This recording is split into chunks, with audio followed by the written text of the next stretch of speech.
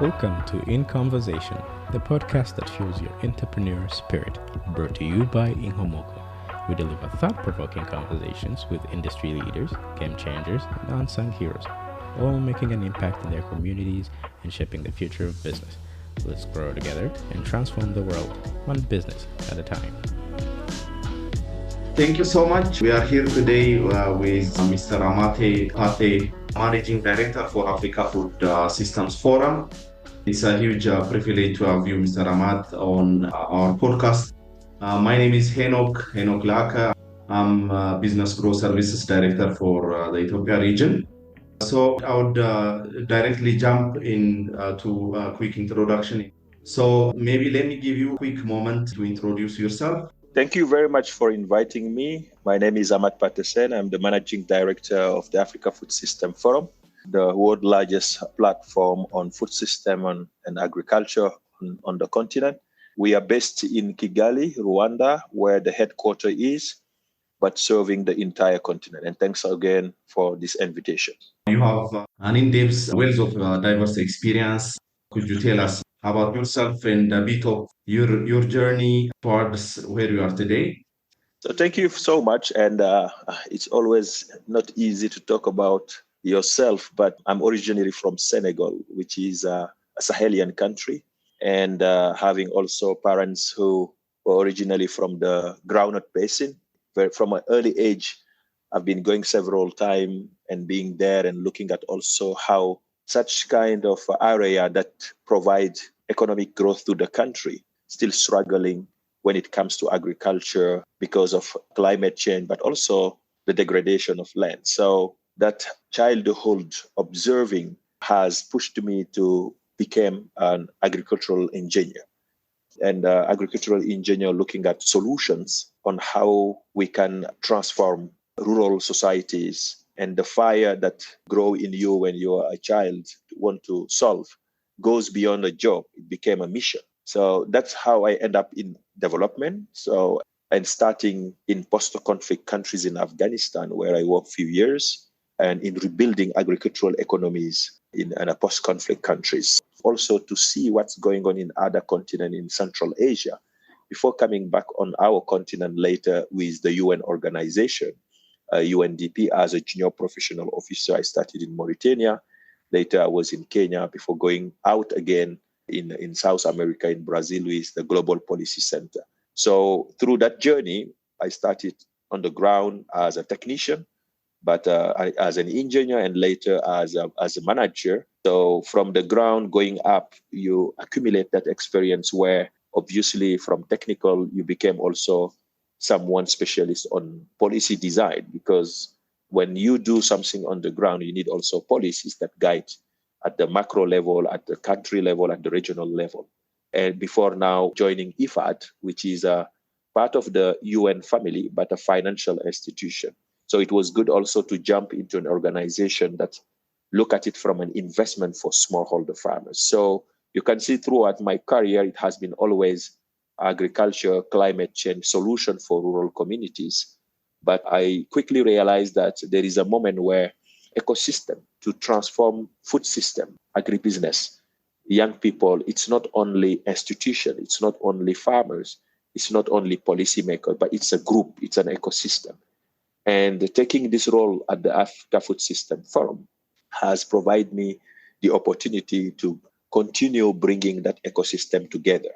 And that ecosystem, food cannot come to your table without the farmer, without the processor, without the boda who is transporting it, without energy supplier to process it. So each sub-chain of the value chain has a meaning, has a role. And if one is not working, then the entire chain is affected, or the production is reduced, or the service is reduced. So the Africa Food System Forum is an excellent platform that brings all this ecosystem together. So this is the platform we are running, and annually we meet to see also what's the status and progress on the continent. So as you know, Africa is one of the continents most affected by a changing climate. And where the susceptibility of our continent to the effects of global warming is very high. So what factors do you think make the continent uniquely or more vulnerable to these climate changes? Now, I think it's pretty much obvious because when we talk about agriculture and agri-food system, number one is the natural capital. So you cannot produce without land, you cannot produce without water. Even if you have to do it a vertical production, you still need ingredient to produce. So land, natural capital is currently threatened because of the way we do agriculture. All of them has degraded land over the past years, desertification. There are a lot of ecosystem also where you have deforestations, mining. So many of those one combined has affected the quality of soil health, soil productivity, and therefore production. That's number one. Number two is climate change. Even if you have the right natural capital, which you can use to produce enough, the big problem is rainfall, temperature, which those are the two that define climate variability. So the issue of this climate variability and change has not been well integrated as a big risk for farmers, for businesses, for all those actors, for the simple reason that we don't have yet data.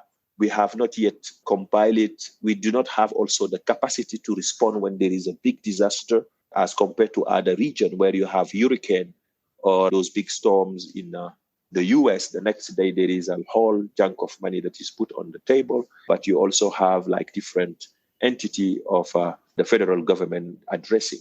So when we have this one on the continent and we are hit hard, unfortunately, the only thing is migrate, abandon your assets, your land, and move.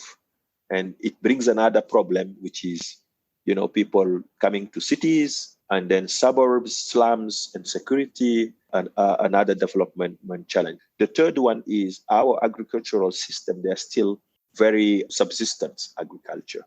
So subsistence, for the simple reason they are small.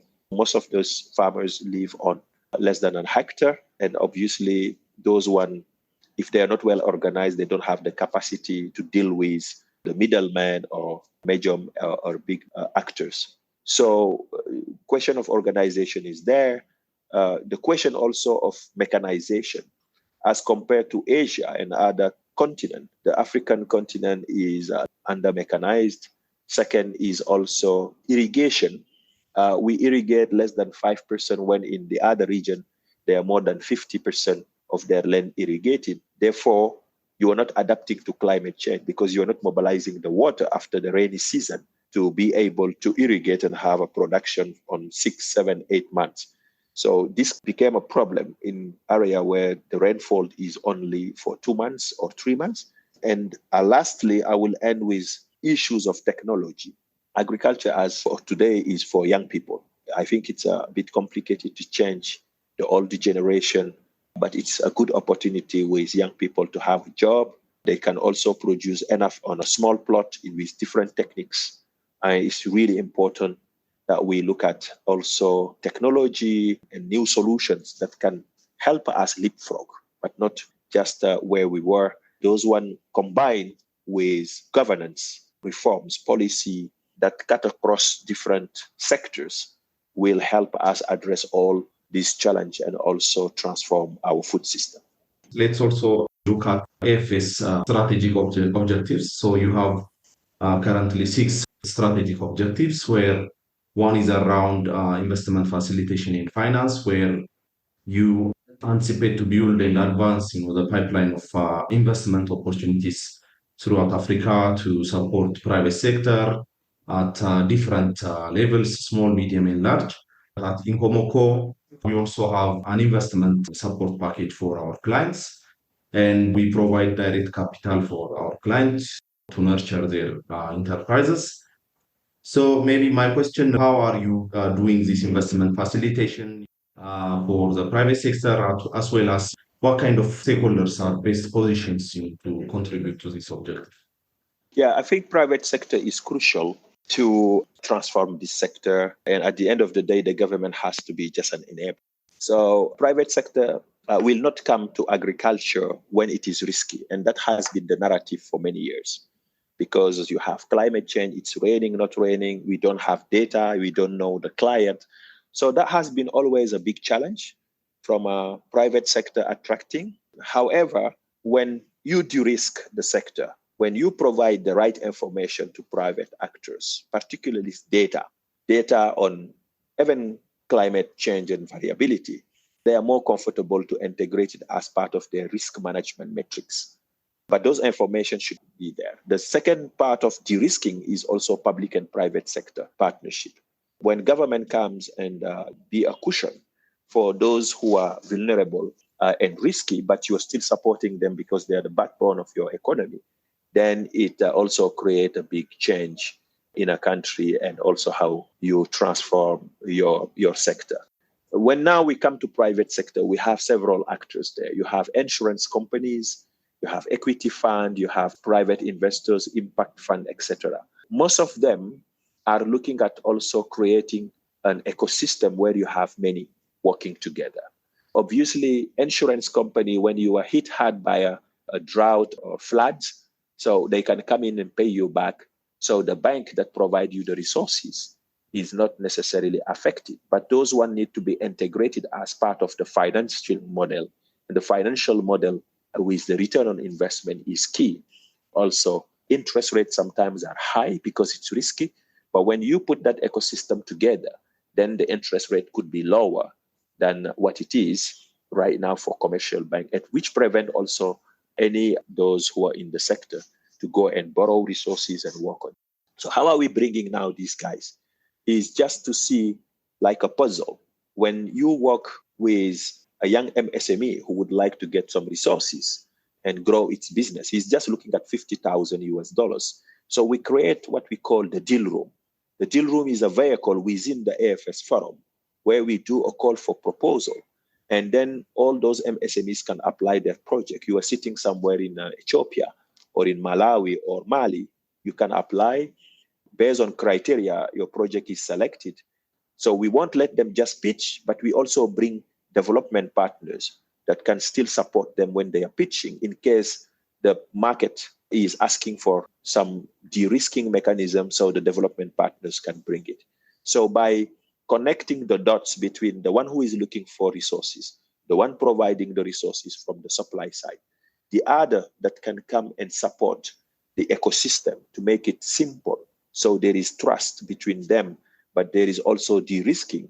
That platform is something which we have within the AFS that help leverage capitals from the capital market by using also some incentive. And by doing that kind of mechanism, we facilitate access to resources for those who are looking private sector resources. Thank you. In the Rockefeller Foundation perspective article, which is fixed steps to meet Africa's high cost of fighting climate change, you are quoted saying the young need to be at the center of the discussion. Why is this key? And are there any practical examples of an outcome which are powered by our youth contribution? Yeah, so I think Rockefeller Foundation has been one of the main support of the AFS Forum from the beginning, from the work they do across the continent. So foundation play a key role in unlocking capital market, but also the private sector. And on top of that, by having target group that are young people and women, you are addressing the right issue. The right issue for the simple reason that the continent is composed today mainly by young people. 70% of them have less than 35 years old. So obviously they are looking for job opportunities. And if you are not addressing that one, then unfortunately you are missing the point. So it's important for those institutions that are leading the way, targeting those different actors, to be at the forefront, but also to build the coalition with others who are also looking at finding solutions to African problems. And those solutions start with young people. And I think that leadership is part of what's coming to our forum when we are shaping the program, to have also the focus on youth. And in September, I think Rockefeller is part of those one who are mobilizing young people to be part of this forum. So we hear their voice, but also we hear solution as part of the way we would like to transform food system on the continent. Exactly. As a follow-up in different perspective, at the last year's summit of the Africa Food Systems Forum, in your closing remarks, you shared the intention to go beyond agriculture bigger. The upcoming forum in Rwanda is themed delivering food systems transformation in a digital and climate era. What are some of the ways the upcoming convening is going to explore beyond agriculture in a bigger way? Yeah, so I think this is a unique opportunity to continue shape the continent narrative on how we would like to transform. Number one is we have a continental free trade agreement, which provide the possibility of some countries that are much more in a position to produce because of the ecosystem they have, a comparative advantage, water, landscape. If they are producing one commodity like rice and they have a surplus, they can also provide the others, or they can even expand their production to feed the rest of the continent because of the nature of that country. And African country won't need to go outside to import because it's being produced locally by young people. So this is what the forum is bringing from a trade perspective. So the second element is also we look at nutrition. What it brings also this forum is food system is not only production, agriculture, it's also nutrition. When we talk about nutrition, it's the outcome, stunting, sometimes also obesity, health, and how do we also feed ourselves to be able to be also healthy communities. And which food is coming on our table, what's the nutritional status. And those elements are key, but also the safety. On top, when you're exporting, you're also competitive from other markets because you are meeting the standards. And I think these are also elements which we need to have on our radar. We are talking about climate change as a vulnerable continent. We can address it also from a financing landscape. We look at the financial architecture of our continent, from central banks to the banks to development microfinance institution. How do we create also financing product that will help you adapt, mitigate the effect of climate change, and also the different solution, but we leapfrog. Something new which you want to do for this year, which make also this summit quite innovative, is digital and climate. We are looking at it from a perspective of accountability.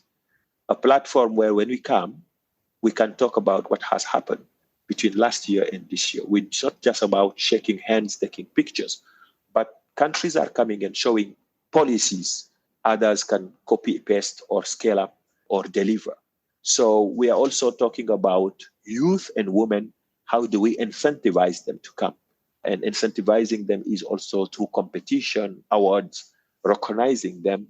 On top, the gala dinner, which is also a moment where we celebrate African excellence. It's with the Africa Food Prize, where we are providing those incentives for those who have been dedicating their life to transform food system through their research, through innovation, etc.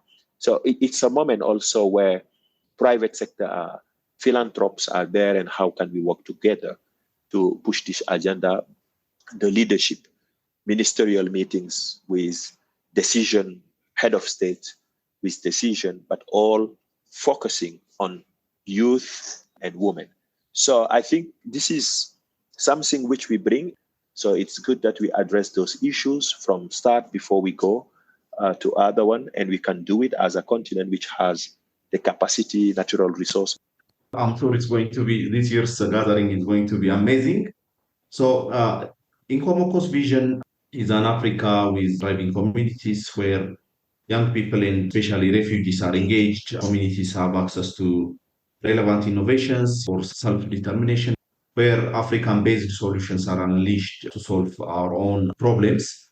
Food system transformation and climate change is a very huge sector to be addressed.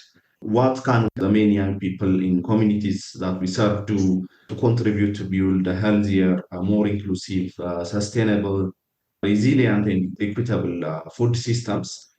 And how can we leverage technology to make current systems more resilient, responsive, and efficient? I think for the young people, African young people, it's pretty much simple. It's my key message is let's all, as young communities, work together. So, handhold, now the world is one, Africa is one. Maybe your solution you are looking at is already done somewhere else nearby. We as a platform help you to see that solution. You don't need to spend too much time trying to create it when someone is already doing it. We need always to leverage from others' experience. The market is huge. The competition, whether you are doing cocoa or poultry, there is no competition because we are still not meeting the demand. So we need to have many champions and always cultivate the spirit of being a champion and also serving and being useful to your community. And I think these are messages which we need to do and also have that solidarity. Let's elevate champions, those who are supporting the sector, they're trying. Let's give them hands, let's push, make sure that it's working. Now, to speed up the process, technology is a good way of doing it. The tools, whether you are doing e-commerce and you don't want to have a shop, but it's easy for us to buy from your platform online, whether you are doing payment system to reach some communities far away in villages, because it's the easiest way than to have a bank or a microfinance institution producing drones to help us monitor a forest coverage as opposed to land production, or you are doing fertilizer distribution. So most of these technologies right now coming with application through the innovation and the brand of the young people. These one we can also build them, create them on the continent rather than just copy paste or importing. We need also to liberate that creativity and energy of young people by providing incentive and supporting all of them. There is no bad idea. Just go. Crazy ideas always bring to innovation, and innovation change communities. Yes, thank you so much. I have one last question. It's around making agriculture appealing to the younger generation. What initiatives basically can be undertaken to cultivate, the next generation of leaders, entrepreneurs, and innovators to drive agricultural transformation? The other one would be, what's your advice for them, to engage in this immense opportunistic, sector, as well as what are some of the support packages or programs available out there? Agriculture, food system has been for so long, when you look at the continent, a negative narrative. So that negative narrative is poverty, misery, you are a villager, a peasant. So all those words that comes, you work hard, your hands, those one did not encourage people to look at agriculture as a business. It's more like as a subsistence activity. And after you don't have nothing to do and you stay in your village, and you are really like copying one year after another one. So for so long, that narrative has been there.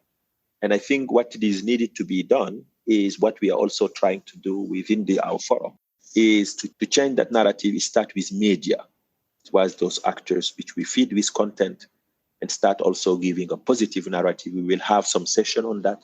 And we are also looking at producing some content, magazine, that talk about the good things that can come with agriculture. The good things are opportunities for young people. Opportunities, it's a business. It's a business that can give you money like any other business can give it to you. And sometimes faster than any other sector. And you are also useful. You're feeding people. So to make it attractive for young generation that are not necessarily in rural areas, but attracted by the lights of the cities, you need also to understand as an initiative. Number two is how those young people think. What do they need?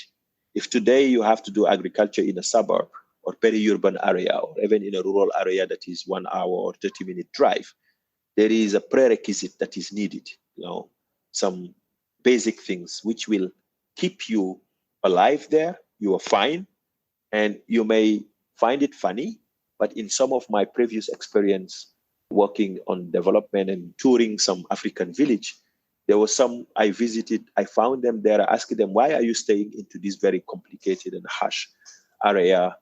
But the only response was, look at the facilities we have.